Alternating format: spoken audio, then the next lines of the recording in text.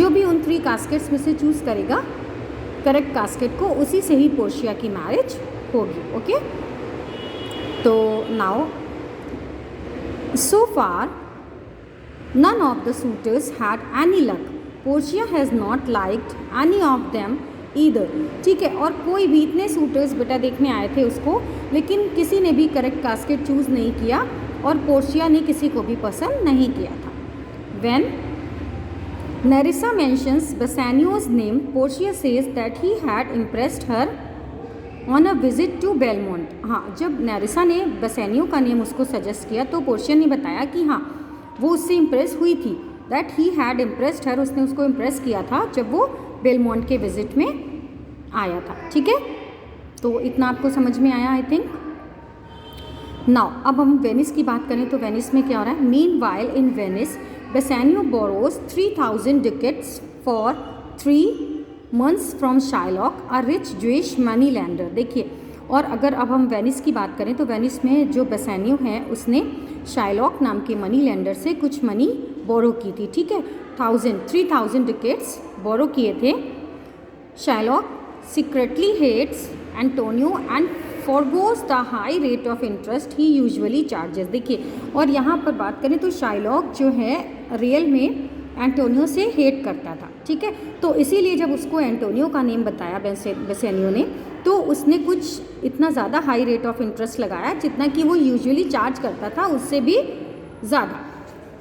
Instead he demands that if the day of payment falls due and the money is not return he may cut off 1 pound of flesh from Antonio's body.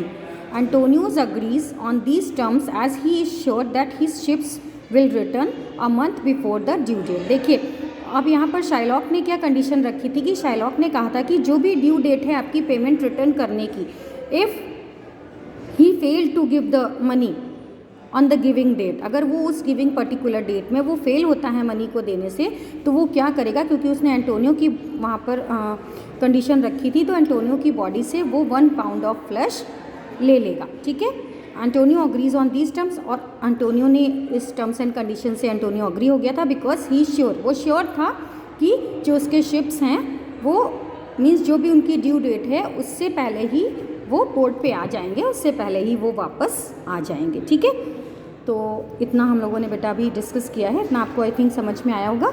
तो अब हम लोग देखते हैं next क्या होता है। Lorenzo a close friend of Antonio and Bassanio. अब एक लॉरेंजो है, वो क्लोज फ्रेंड है एंटोनियो एंड बेसानियो का। ठीक है, दोनों का ही क्लोज फ्रेंड है Lorenzo. Intends to marry Shylock daughters Jessica. They live together secretly and she disguises herself as a boy while doing so.